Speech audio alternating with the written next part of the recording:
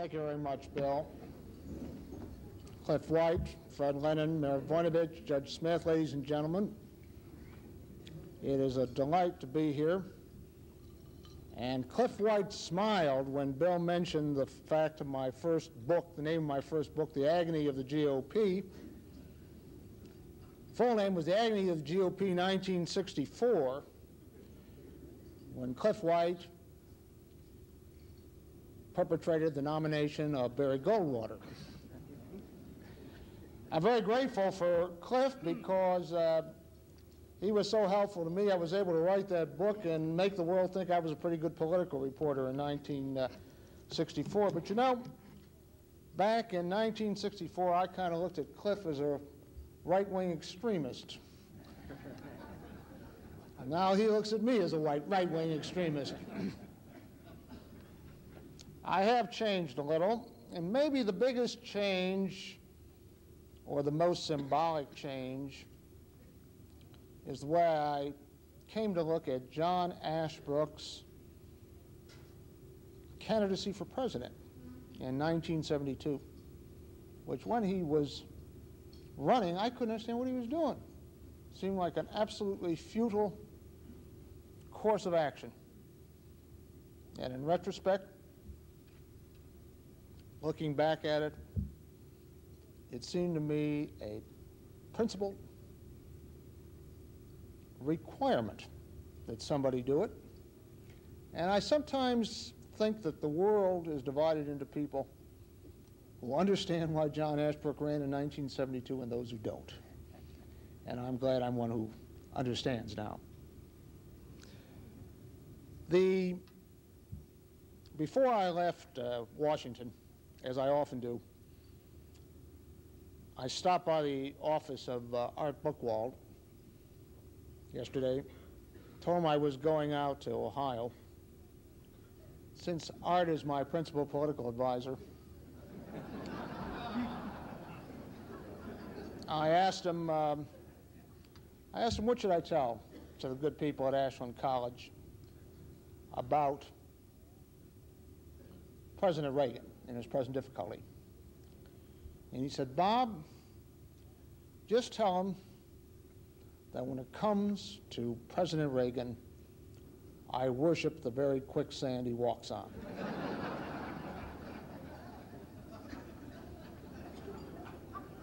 Now, the fact that Ronald Reagan, little more than 2 years after winning 49 states, of entering his second term with record high approval ratings, is in a crisis situation, is the responsibility in no small part of the national news media. That was not what the title media responsibility in a democracy meant. I know that. I'm not that dumb. But the fact that with such lightning speed, the perceptions of a very popular and very successful president around the country can be changed overnight are due to the enormous speed with which the national news media can make a story the central issue of our times. And that gives you some pause. With that power, what are the responsibilities of the news media? I told the Ashbrook scholars this morning that there were essentially two. One is accuracy. Well, people in my business have always had trouble with accuracy. If you don't think it's hard, try it yourself sometime, get into the story exactly right. I don't think they're much worse than they ever were, or much better. The second is more elusive. At one time, I would have said objectivity. Objectivity and not even pretending to take sides. I've lowered the standards. Fairness. Fairness means giving all sides, both sides, in a confrontation, an even break. And that is where the national news media in this democracy breaks down. Make no mistake about it. The First Amendment, which I, along with Justice William Douglas and Hugo Black, interpret absolutely, there are no exceptions to the First Amendment, is a great birthright of this country. You cannot have democracy without press freedoms. And remember that when you hear all this hype about glasnost in the Soviet Union. It's all nonsense without freedom of publication. But in return for that, are we getting the fairness? Are you getting the fairness from my trade that you should be getting? What you are getting is a situation where the internal conversations of people in power are so readily reported and twisted that, as the Tower Commission report shows, one of the problems of the president's men is they didn't even feel they could keep minutes or records of confidential meetings. Nobody knows exactly what happened. We have a situation where our intelligence agency, the Central Intelligence Agency, is so widely reported in the press that the foreign allies have no confidence in it and often will not cooperate. We have a situation where the United States armed services are so distrustful of the media that they have said that comes another war, God forbid, they sure don't want the press around. And in fact, they weren't around on the operation of Grenada, which the people who took part in that operation said would not have been nearly successful if the secrecy lid had not been put on.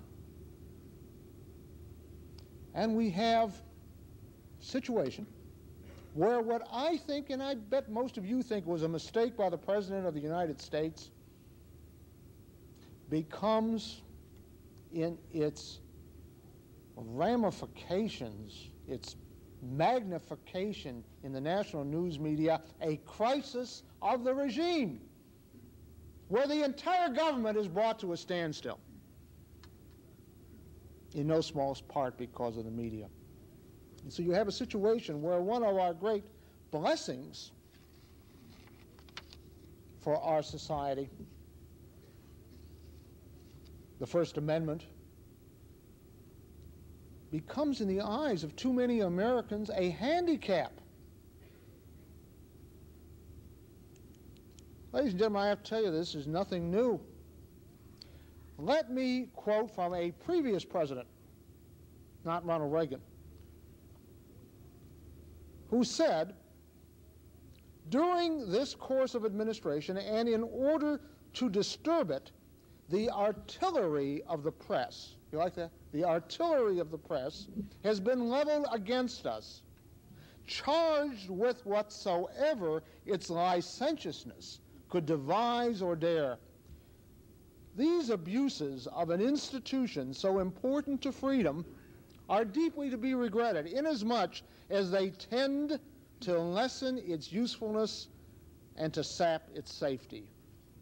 Unquote. Does it sound old-fashioned? Or does it sound as fresh as it could be said today? That was Thomas Jefferson, third president of the United States. And Tom had a way of saying things in a very pithy style. He didn't need speechwriters, I guarantee you. And what he was saying was that this is a great institution, but it is so irresponsible that it is undercutting its usefulness and sapping its safety. What does that mean? It means that he feared that somebody would turn against it. haven't turned against it in over 200 years. But for all of us, whether you be like me, a practitioner of the journalistic trade, or merely a champion of freedom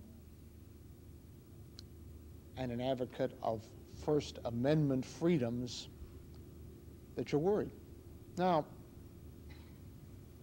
what is the problem with the ladies and gentlemen in the news media?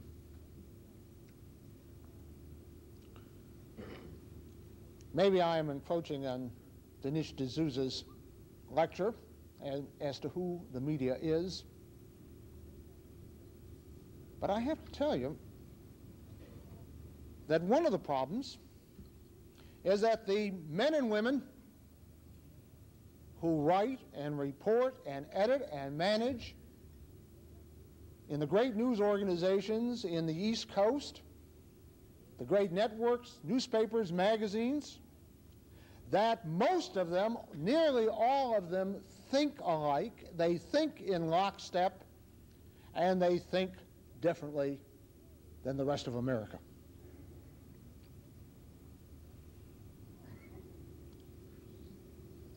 I can tell you that because I know these people. They're my brothers and sisters. I drink with them, I eat with them, I go to parties with them. And the survey data that showed that while the rest of America was giving Mr. Nixon 49 states in 1972, over 70% of the news media voted for George McGovern. And I can tell you by personal anecdotal evidence that the support for Walter F. Mondale, who managed barely to carry his own state of Minnesota just 2 years ago against Ronald Reagan, the support by the members of the news media, and in fact the intensity of the support, was so great that I had never seen it in my 30 years of Washington matched.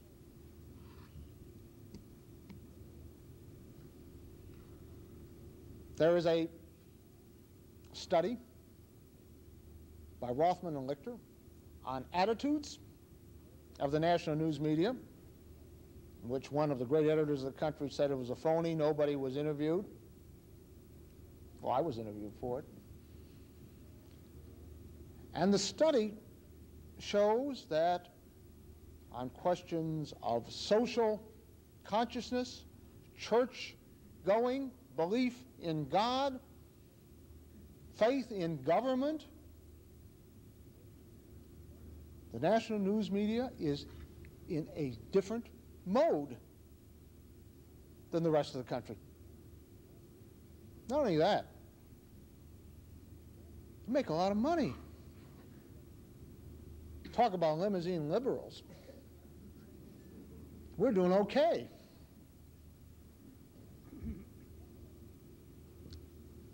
The people who get in the media tend to be liberals, and although there is no conspiracy in the sense that people are conspiring, the best chance of getting along in the media is to be a liberal. Now, what makes this really interesting is that these people who are supplying most of the news you see have axiomatic beliefs when it comes to several key elements of issues. That is, they are operating not by thought, but by belief in questions because they are axioms. I first said that at a paper delivered at a conference, if I could digress, in 1972, which was kind of a watershed year for me and a lot of us, at Kenyon College, not far from here, on the national news media. I delivered the paper. I didn't think anybody'd ever hear from it. But there was a young legislative assistant for Senator Gordon Allott of Colorado present. a young guy with funny-looking glasses named George Will. And he took my paper and he gave it to Senator Allett, who put it in the Congressional Record. And two things happened. Well, really, three things happened. One is that John Ehrlichman, who was then an aide for Richard Nixon, got on Meet the Press and praised me.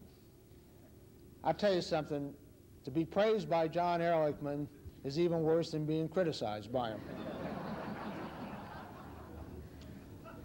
Secondly, the ombudsman for the Washington Post, and believe me, the Washington Post is dear to my heart because they run our column regularly.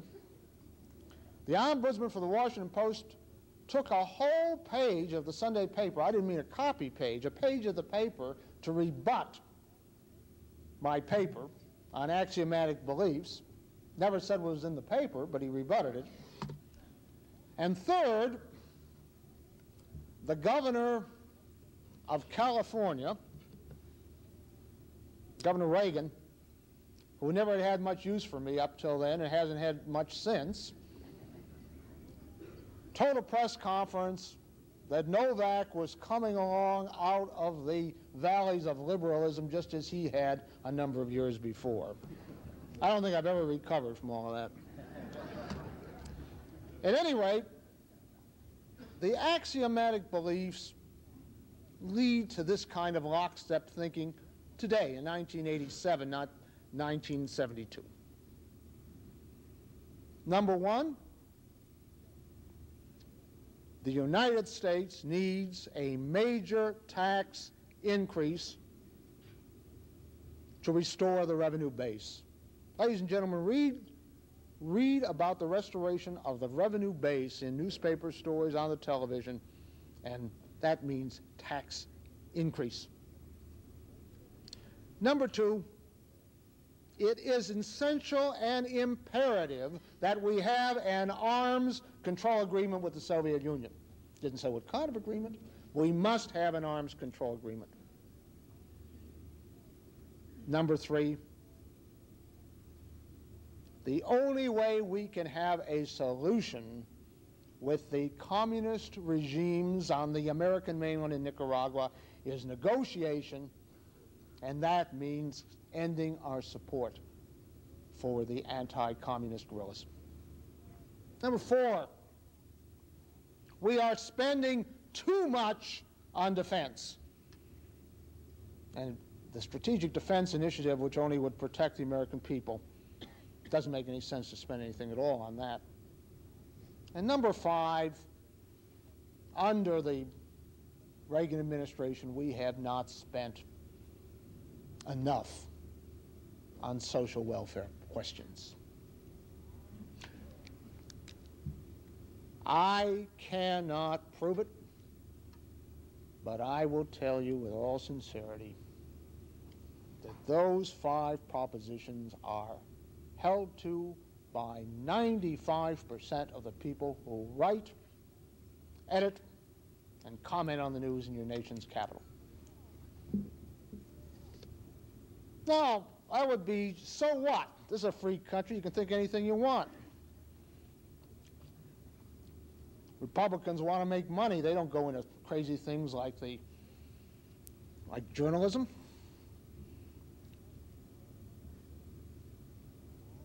The so what is this, that along with lockstep, the second big problem for the people in my business today is that the old standards of objectivity and fairness,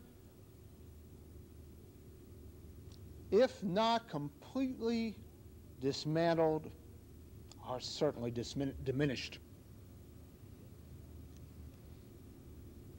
As Bill said in my introduction, I worked for the AP for about 5 years.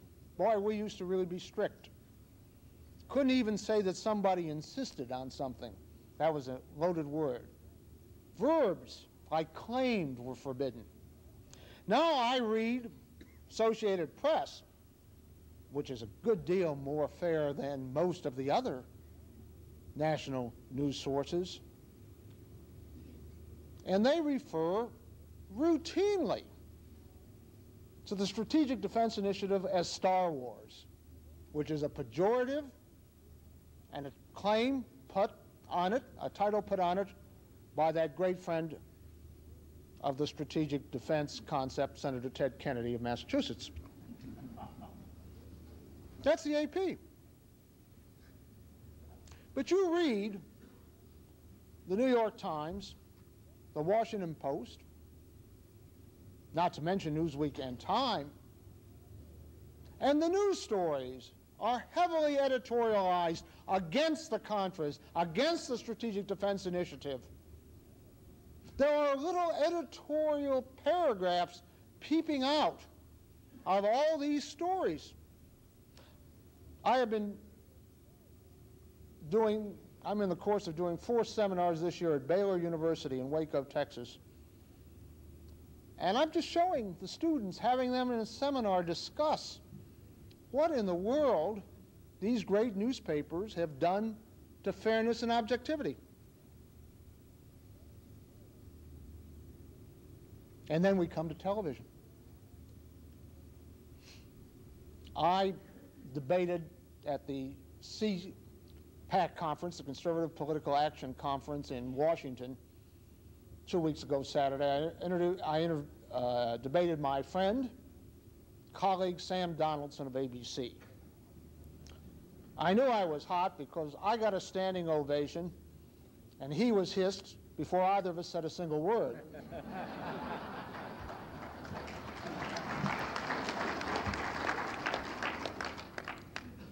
But Sam said something that was very interesting. I was reading some of his quotes on the Brinkley report, in which he's a regular roundtable participant on Sundays, in which he said that the present Attorney General of the United States, Ed Meese, has no business in that job because he figuratively takes out the rubber hose. He uses the rubber hose. And I have never, in almost 25 years of columning, ever said that about anybody. And Sam, and I had a few other quotes like that by Sam, and Sam said, hey, no problem. Mr. Brinkley is nice enough to let me comment on his program on Sundays, but on Monday, I take off my commentator's hat and I go back to the White House as the objective reporter. In all seriousness, you have reporters who write columns for their papers, and you can't tell the difference between the reporting and the columning. And even beyond that, you have a new style that has developed in television over the last decade, in which a reporter gives what purports to be a straightforward account of the news, and then he ends it with an editorial conclusion, such as a report on the latest revelation in the Iran scandal, and a little comment, if the president can get out of this, he'll be really doing something.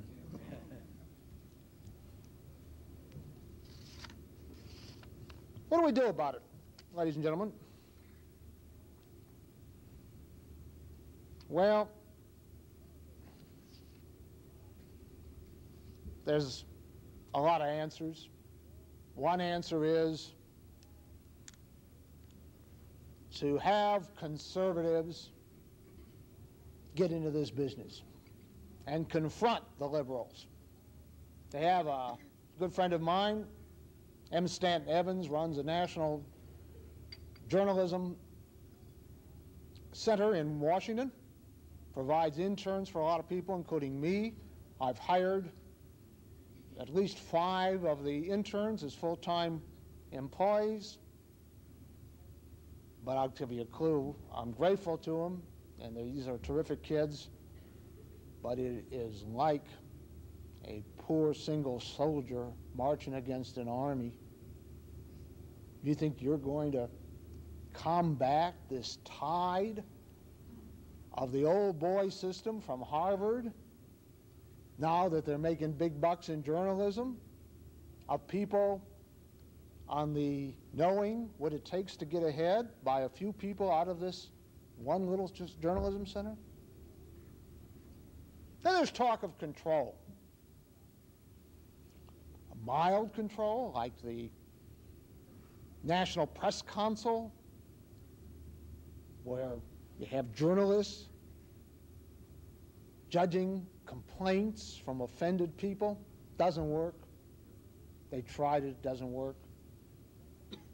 And then you have really proposals for censorship, what Thomas Jefferson was worried about. Believe me, as bad as the media is, and I think it's bad, the one thing is worse is censorship. Intolerable, inexcusable. Let me read from that same second inaugural address by Thomas Jefferson after he had excoriated the press. He said that you could go against this with government action. Don't forget, the Republic was very new. We didn't know exactly what the First Amendment meant. But Thomas Jefferson said, no, that's not the way to go. He said the public judgment will correct false reasonings and opinions. No other definite line than the public's judgment can be drawn between the inestimable liberty of the press and its demoralization and licentiousness. If there still be improprieties which this rule would not restrain, its support must be sought in the censorship of public opinion. The censorship of public opinion. The people decide. That's the only answer. And with what I consider 4 years, particularly from the networks, of vindictive venom against Ronald Reagan,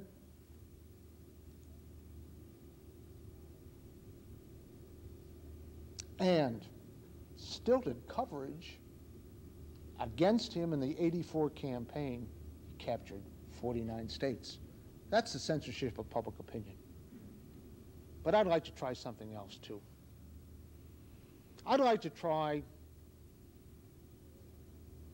two very modest proposals to try to stiffen the responsibility of the media in public opinion. First is mechanical. First is, in news stories, let's cut out the use of unattributed quotes. Let's cut it out entirely. Not at unattributed sources. If the source gives you a tip and you find out it's true, write it. But the idea of having a story in which you say a senior official said the president is slurring his words. Let's say that some official did say it. What were his motives? Why won't he put his name to it? How about trying that for a change? Some of the big newspapers in America will not send a reporter to a press briefing where the official cannot be quoted, yet they tolerate the unattributed source. And secondly, let's try to heighten the responsibility of the media in a democracy by drawing a firmer line between reportage and comment. Now, I'm a reporter. I do a lot of reporting. But I do reporting in a column that appears on editorial and opposite editorial pages. I do commenting on television, and the buyer had better be beware. They know where they're getting when they see Novak.